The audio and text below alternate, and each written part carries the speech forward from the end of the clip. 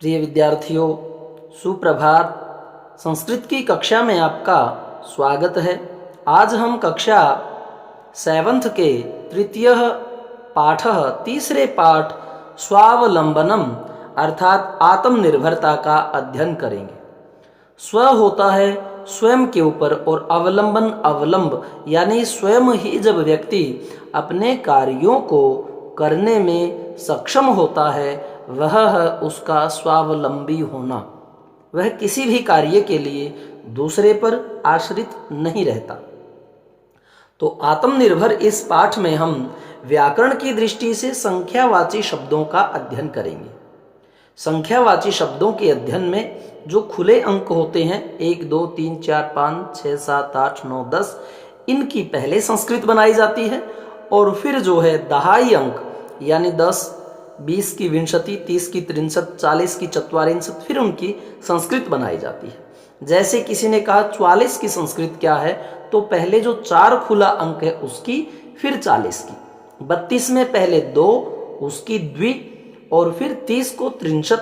तो इस प्रकार से आप जब भी संस्कृत में आपकी जो गिनती है उनको चेंज करेंगे तब आपको खुला अंक पहले और दहाई अंक बाद में, इसको भी अच्छी प्रकार से आपको सिखाया जाएगा। और स्वावलंबन जो पाठ है इसमें 2 मित्र हैं, एक का नाम है कृष्णमूर्ति और दूसरे का नाम है श्रीकंठ। यह देखें, एक है कृष्णमूर्ति और दूसरा है श्रीकंठ। कृष्णमूर्ति और श्रीकंठ मित्रे आस्ताम, ये मित्र थे। अब यहां देखिए कि श्रीकंठस्य, श्रीकंठ के पिता समृद्ध मतलब धनी आसित थे। अब धनी मित्र कौन हुआ? श्रीकंठ। अब कंठ में क्या होता है? गले, हार। इस प्रकार से हम मान सकते हैं कि श्रीकंठ तो अमीर था और ये कृष्णमूर्ति जिसके लास्ट में मूर्ति नाम है, आप मान सकते हो कि ये मूर्ति बनाता था अर्थात गरीब था। तो दोनों मित्रों के नाम आपको याद होंगे, कृष्णमूर्ति और श्रीकंठ। श्रीकंठ अमीर और कृष्णमूर्ति गरीब। तो प्रश्न पूछा जाएगा कि किसका पिता समृद्ध था? तो अमीर कौन था? श्रीकंठ। अतः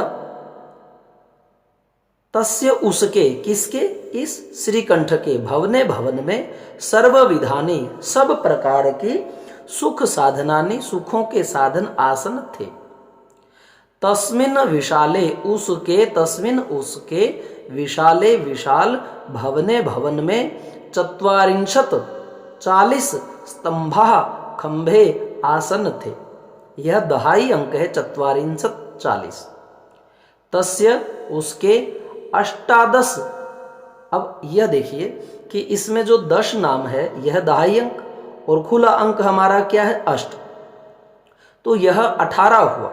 अगर 18 संस्कृत में लिखना पड़े तो पहले आप 8 की संस्कृत बनाएं, अष्ट, और फिर दहाई अंक 10, तो 18 18। प्रकोष्ठेषु, प्रकोष्ठ क्या होता है? कमरों। तस्य, उसके, 18 प्रकोष्ठेषु, कमरों में 50 गवाक्षाः, खिड़कियां थी। अब देखिए खंभे कितने थे उसके भवन में? 40 खंभे थे, 40 को 44 कहते हैं।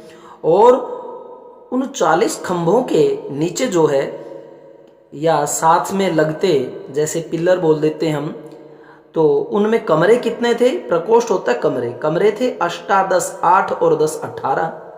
और 50 क्या थे? गवाक्षाः, खिड़कियां। अब ये गवाक्षाः नाम जो है हमारी संस्कृति का नाम है। गो अक्ष, अक्ष होता है आंखें, अक्षी आंख। तो गऊ की आंख, पहले घरों में आज कल की तरह खिड़कियां नहीं होती थी, गोल खिड़की होती थी।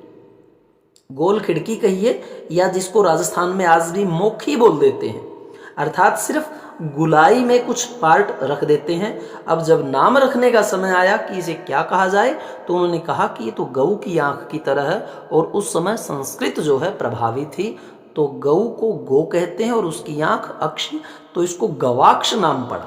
संस्कृत में आज खिड़की को क्या कहते हैं? गवाक्ष। 50 खिड़कियां थी और 44। अब ये क्या नाम है? देखिए चतुर तो था 4 और 44 जैसे यहां आया था तो चत्वारिंशत क्या है 40, तो 4 और 40 कितने हुए 44। चतुश्चत्वारिंशत 44 क्या थे द्वाराणी दरवाजे थे।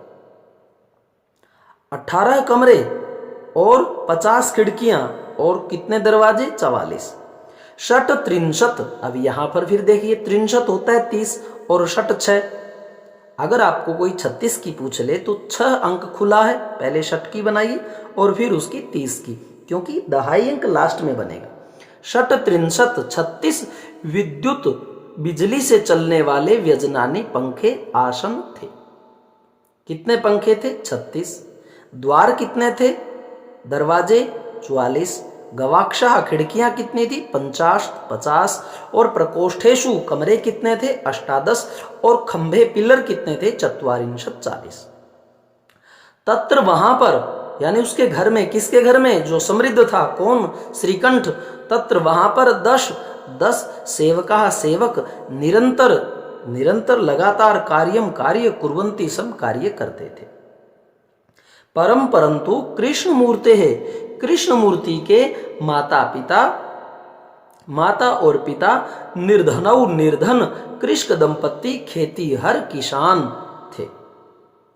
दंपत्ति होता है किसान पति पत्नी, कृष्ण दंपत्ति किसान पति पत्नी, और दंपत्ति अगर नाम आए, ये दंपत्ति नहीं बोलेंगे क्योंकि कई बार जो है हिंदी में शुद्ध करने के लिए एक नंबर का पूछ लिया जाता है, त को डबल कर देते हैं, बन जाता है दंपत्ति, लेकिन ये नाम है दंपति।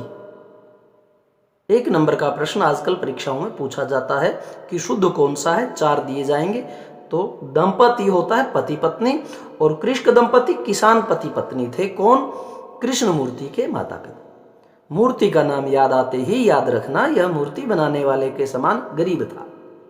तो दूसरा आपको ऑटोमेटिक याद रहेगा कि श्रीकंठ अमीर था और कृष्ण मूर्ति गरीब था। तस्य गृहम, उसके घर में, किसके घर में, कृष्ण मूर्ति गरीब के घर में। तस्य गृहम, उसके घर में आडंबर विहीनम, आडंबर विहीन यानी दिखावे के बिना, साधारणंच आसीत, साधारण था। कृष्ण मूर्ति का घर साधारण होते हुए भी, आडंबर विहीनम साधारण होते हुए भी क्या था, दिखावे से रहित था। साधारण था लेकिन आडंबर विहीन, दिखावे से रहित था। किसी प्रकार का तड़क भड़क या दिखावा किसके घर में नहीं था, कृष्ण मूर्ति के घर में नहीं था।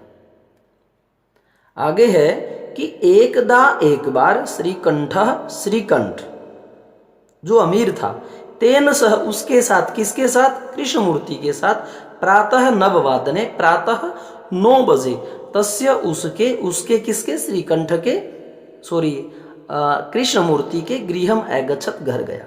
प्रश्न पूछा जाता है कि श्रीकंठ जो है नववादने 9 बजे किसके घर गया, तो आएगा कृष्ण मूर्ति के। और यदि पूछ लें कि कृष्ण मूर्ति के घर श्रीकंठ कब गया, तो नववादने। यह प्रश्न पूछा जाता है परीक्षा में।